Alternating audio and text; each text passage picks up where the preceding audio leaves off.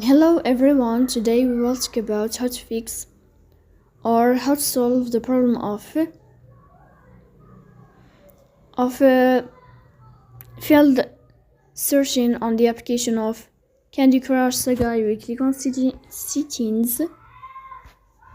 In this page, you will click on apps, default apps, app settings.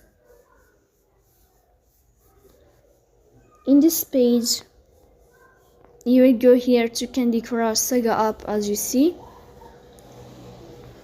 Then you will click on first stop and you will click OK. Here you will enter to the window of storage. Then you will click on clear cache. In the end, you will turn off your phone and you will restart your phone again to fix that problem.